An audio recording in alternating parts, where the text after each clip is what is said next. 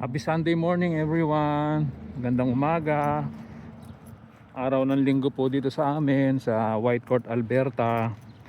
Linggo po at ngayon po ay mag Sunday duty po ako sa KFC. Trabaho na naman hanggang linggo kasi nag-day off po ako ng Thursday. So yun.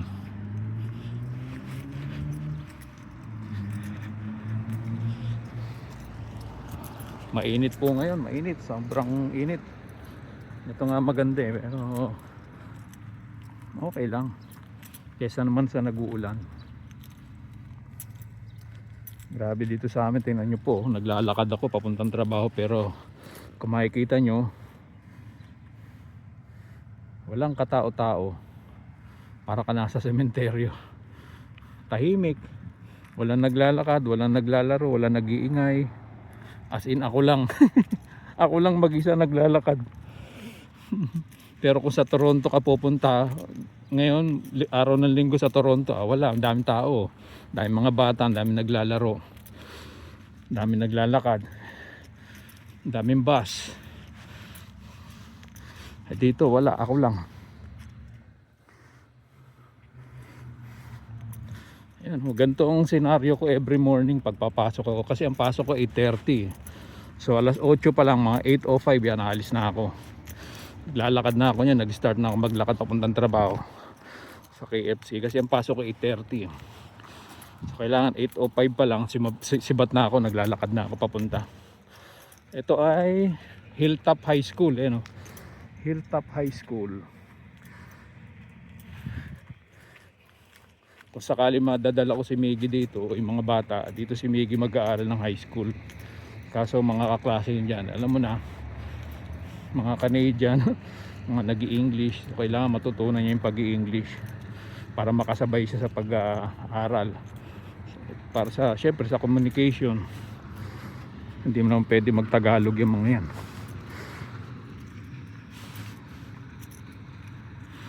Yan, ganito. Oh.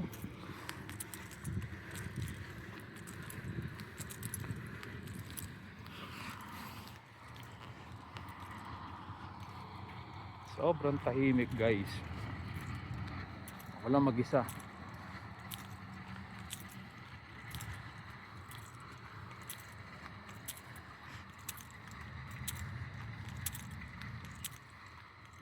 Ang ganda ng Christmas tree, tingnan nyo. Giant Christmas tree. Mga pine tree yan, yan ang mga matitibay na puno dito sa Canada eh. Umulan, bumagyo, mag-snow, mag-winter, hindi mo matitibag yung mga yan. Yung mga dahon yan nakakapit pa rin, hindi yan nalalagas. Matibay na puno ang pine tree. Ewan ko bakit ganyan ang dahon yan, napakatibay. Ayun, ang dami. Ayun, ilan yan? 1, 2, 3, 4, 4, 5 limang pine tree. Ayun mo, tibay ng dahon yan, no?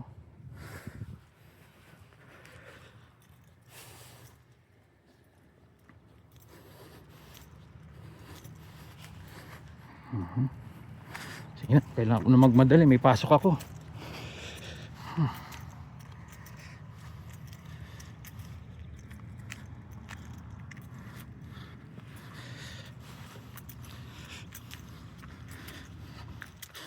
Hindi ako pwede magtagal, alam mo, may pasok.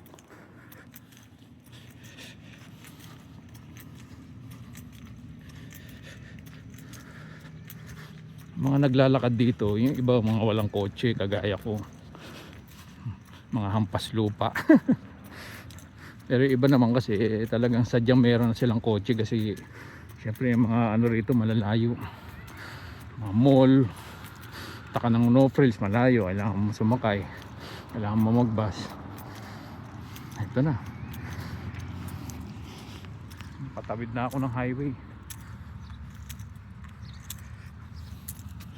Ayan na guys, ito na.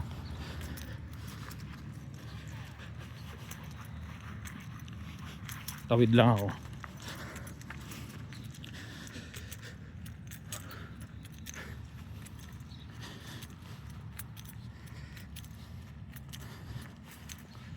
Yung pagtawid ko dyan, di ba, nasa kaliwa McDo, sa kanan ko Starbucks. Pagtawid ko dyan, KFC na. Kaya saglit nga lang ako, 5 to 7 minutes na lakad. Kaya lang hindi ako nagmamadali ngayon eh. Sige guys, thank you. Salamat sa pagsama sa akin. Till next time guys, bye bye. Happy Sunday everyone. God bless.